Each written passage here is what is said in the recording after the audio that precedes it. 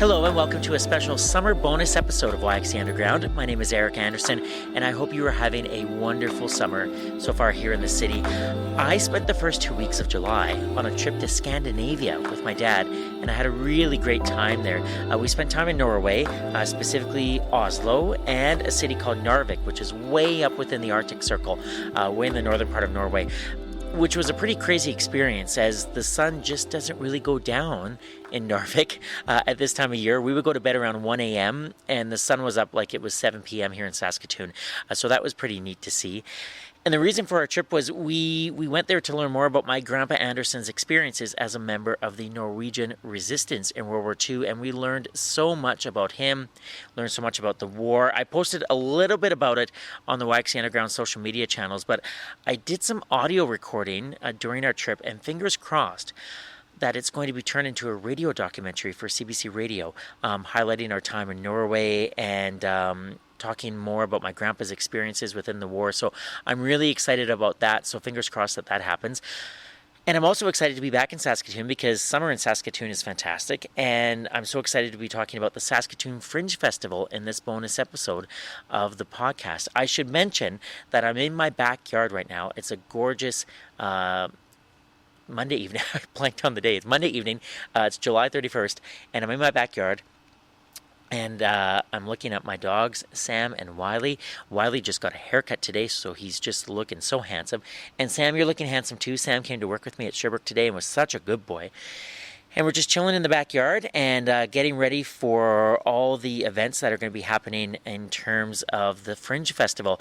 There's lots of live theater to take in, wonderful local vendors to check out. The buskers are great. And if you have kids, there's so much to do for your kids as well. So it's a really great time of year. The Fringe Festival, it's put on by Saskatoon's 25th Street Theatre. It starts August 3rd and goes until the 12th. There's so much going on in the festival, including a return to Broadway Avenue on August 5th and 6th. That I felt it warranted a summer bonus episode with one of my favorite people in the whole wide world, and that would be Miss Anita Smith. Anita is the artistic and executive director for 25th Street Theatre and is basically thinking about the Fringe Festival 365 days a year.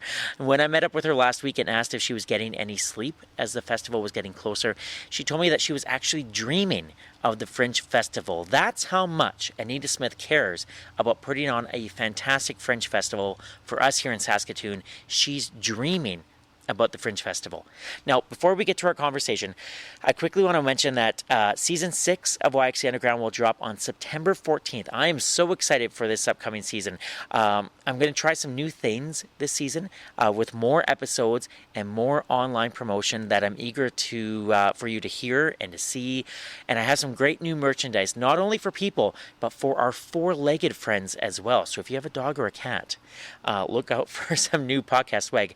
I'll share more details as we get closer to September, but in advance, thank you so much for all of your support, past and present, and spreading the word on all things YXE Underground. Okay, so on to my conversation with Anita Smith.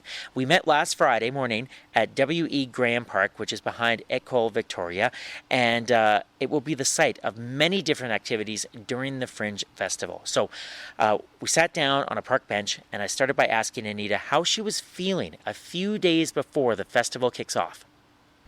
Great. Yeah. Honestly, because I have 9 returning staff members and our new staff members this year are fantastic as well. So that's the most we've ever had. So it feels like they are capable of taking the ball and running with it a little bit more than maybe they have been in the past. Jensine and Philippa are 2 people that I work with year round at 25th Street, and this is, I think, their 3rd Fringe. So they're feeling pretty confident, which is really nice. And it's nice seeing them lead the new people through as well. How important is it to have that, or I guess maybe how nice is it to have that continuity from year to year? Oh, it makes my life infinitely easier. Yeah, it's a beast, you know. This festival is 10 days long. It's big. We have people coming in from all over the world. We have, let's see, between all of our artisans and our buskers and our theater performers, like we have over 100 artists that we're coordinating, you know, and that doesn't include like the full casts and everything. We have one show this year that has 19 cast members. So, you know. Really? Yeah. What show was that? Oh gosh. Sorry for putting you on the spot. Bugs and Amber. Bugs and Amber has 19 cast members, so that's a huge local show. So it takes a lot to coordinate that many people, and having people with that sort of institutional knowledge makes everything run a little smoother because we remember the mistakes we made the year before, and we can learn and make things better. In what ways, I guess, what did you learn from last year? And I wanted to ask you too, like, we've been having these conversations on the podcast for the Fringe while there's a pandemic going on, and now I feel like things are like pretty much back to normal. But like, I guess, what have you learned from the last couple of years that you can carry over now into the fact that, there isn't the social distancing, there isn't the masking, all the things, all the hoops you had to jump through. Like, what have you learned in the last couple of years that you can carry over into a somewhat normal year? Well, sadly, we know that that people are frustrated. There's anger out there in the world. They're frustrated with the way the past few years have gone, and often that gets transferred to people who are on the front line, working in public service positions. So we did some de-escalation training last night, actually, to help prepare people for those, comments that we get where people are unhappy, because before the pandemic it was like this, and now it's like it's changed, and we want it back to what it was. And it's not that nobody liked the pandemic, but it's not that we're going fully back to the way things were before the pandemic. We're moving forward in a new way. And so a lot of that too, we hear from people like, we want it on Broadway, we want it on Broadway. And there's lots of great things that come with it being on Broadway, and there's lots of things that make it nearly impossible for us to keep it on Broadway. So we've tried to do a compromise this year with keeping our main infrastructure in the park so that can be up 24 hours a day. We don't have to take it down every day. And we've done 2 days where we will be on Broadway as well. So it's kind of a combination of the two. We're trying to marry the two worlds in a way that's sustainable for the organization. Is it, it's a big question, but is it hard to make everyone happy? It's not hard, it's impossible. It can't happen. Yeah. It can't happen. We cannot make everyone happy. Even if you try to the businesses on Broadway don't like the street being closed down for 10 days. But that's fair. That's totally valid. But then there's the public that's like, we love the street being closed for 10 days. And we understand that too, So and not all, you can't say all the businesses are happy with one thing because they aren't. Like, some businesses like this and some businesses like that, some people like this, some people like that. It's just impossible. And so that's something I try to communicate to the staff as well, is that we are never going to make everyone happy. We just can't do it. But all we can do is do the best that we can with the resources that we have and follow the mandate and the values that have been set out for us to follow. You're a good leader. But it's true, though. I think you need, especially for your staff, and I think of volunteers as well, that are on the sort of front lines, that are doing a lot of interacting during the week. It's important to be reminded of that, why you're doing this, isn't it? It is. And our volunteers are beautiful volunteers, 110 people who give their time. It's amazing. And they get a lot of those, those sort of interactions that are maybe not as pleasant. And so, we want to make sure that they feel safe in dealing with this and giving them the information that they need to pass it on to the public. Not that we're going to sway anybody, right? But at least if somebody has a question, we can try and explain it. Yeah. Thank you for taking me through that a little bit. I was curious in terms of what you learn and how you implement it this year. Speaking of this year, I was looking through the program. There's, like you said, looks like amazing shows from all over the place, but some really cool local shows as well. Anita, why is it important to have so many local artists and local plays in the Saskatoon Fringe? Oh my gosh. Okay, that's a big question, and I'm ready to answer it. It's important to have local artists in the Saskatoon Fringe because this is an opportunity for them to connect with artists from around the world.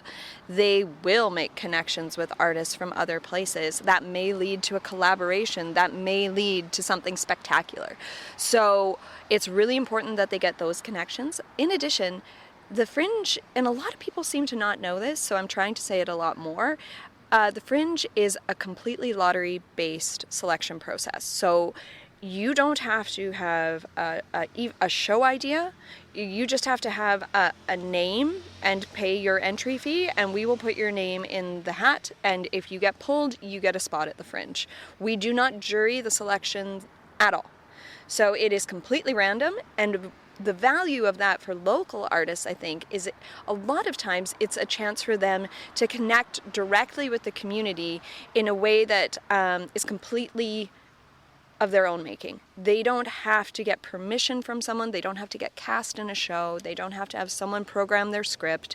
They can just say, this is what I'm passionate about, and this is the show I want to do. So I'm going to connect with the community right now at the Fringe by doing this. And that's fantastic. Like, that's a pretty incredible opportunity to have, especially because while yes, the artists do pay a fee to participate in the Fringe, it is heavily subsidized, so that the true cost of putting on those shows is subsidized for local artists. Local artists this way also get a chance to collaborate with their peers. They get a chance to invite decision makers in the city to come and see their shows. They get to find their artistic voice. I think of Grums, who is a well-known Fringe artist and tours all over the world now, but like, they credit the Saskatoon Fringe with helping them find their artistic voice. How does that make you feel? Great. It reminds me of how important it is. I'm not from, okay, imposter syndrome here. I've never done a Fringe show as an artist. I've never been a Fringe artist. So I don't know that I fully understood the value until I actually started working here and could see what an important role the Fringe plays in artistic development for local artists. Was that something that you, like, it was very clear, like, oh wow, like that, like an aha moment for you? Probably not in 2019, because I was like barely keeping it together. I had only had 90 days to build the Fringe, and then 2020 was a weird year, but 2021 I was like, oh yes, I see it now. I see how this can start a career, can like develop a career, can change a career. I can see what a difference the Fringe makes, and especially in connecting with Fringe festivals across North America, because we meet every 2 weeks. You can see like how somebody can truly build a life and a career by becoming a touring Fringe artist. Wow. As you were sort of listing off to, like, especially for a local artist, all the benefits, but all the steps that local artists have to do to get a Fringe show, like it was sort of dawning on me, like, it takes a lot of guts and courage to do this, doesn't it? Absolutely. And you can't just be it's a crash course in producing, really, because you can't just be a fantastic actor. Like, that's great if you are, but you also have to produce this show. That means you have to put like your team in place. You have to market your show. We will do some of that for you, but we're not going to build your poster. That's on you to decide how you are going to promote your show. So yeah, it takes some guts to do it. But I don't know. I also think we get more applications than we can fill each year. So, I think there's a desire out there to take that step. Okay, I have a little cheat sheet in front of me because I wanted to ask you about a couple of things. Can you explain to listeners a little bit about the collaboration station? Collaboration station. It's like it's really special to me because I noticed when I've had my first Fringe in 2019, we set up a blank piece of wood. And I just put out a sign that said, I divided this wood into squares, and I said, put out a sign that said, come paint with us. And that piece of wood was full within like 20 minutes. Like, I have this great picture of all these kids lined up painting, and I was like, okay, so there's a There's a desire to like do some hands-on arts engagement activities. So that's how Collaboration Station was born, and it is focused at kids. We do try and like bring the youngest of our patrons into the Collaboration Station so that they can have a chance to build and make something theater related, and show it off to their friends and family. This year, it's always been led by Angela Christie, and this year is no different. So Angela's back again, and they're going to be doing masks, and I can't remember which show it's focused on. It's either Wizard of Oz or The Lion King, but they're going to be making masks related to that show. And so, you know, in theory, if they come every day of the festival, they're going to have a full cast of masks by the end of the festival. Oh my gosh. And then they'll go back to school and they'll start their own fringe play in grade 3 or whatever grade they're in. That's amazing. Perfect. That would be wonderful. What a dream come true. The other thing I wanted to ask you about was something that I'm very excited about, because I had the pleasure of knowing her a little bit, is the Thelma Pepper Art Walk. Can you explain a little bit about that as well? Oh yeah, that is another passion project here. So we were approached by Thelma's sons about the possibility of incorporating the Thelma Pepper Art Walk into the Saskatoon Fringe, and I mean, Eric gifted me a Thelma Pepper book for my birthday, so I was very familiar with who Thelma was, and I was thrilled and honored that they would come to us and trust us with this tribute to their mom, who was such an influential person in the community.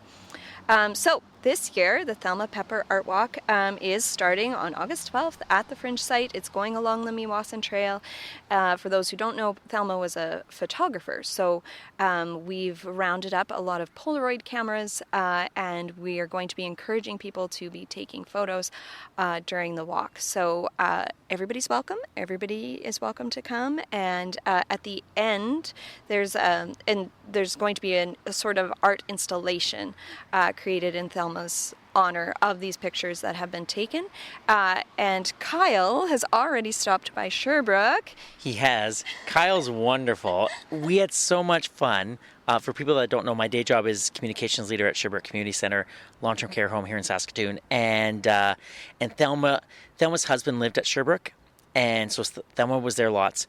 And after he passed away, Thelma continued to come to Sherbrooke, and she took incredible photographs, portraits of residents, of staff, of children, volunteers. Our cafeteria is named Peppers because of Thelma. And so, yes, so Kyle came to Sherbrooke, and he also went to the Global Gathering Place as well? Yeah, he did. So he's been doing some outreach work in the community. He's the artist that's leading the project this year.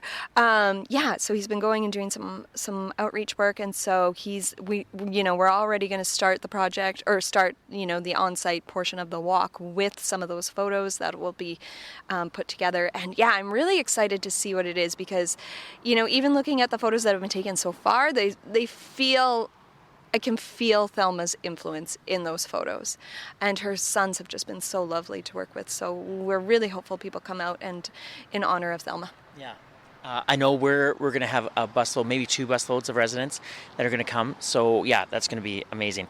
The last thing I wanted to ask you about was the show on August 13th at the Broadway Theatre. Can you tell me about Eleanor's story? Yes. Okay. So Eleanor's story was at the 2022 Fringe, and that was the first year that we did an encore performance. So it's where we brought back a show from a previous Fringe that had been very well received here and we felt was worthy of another run.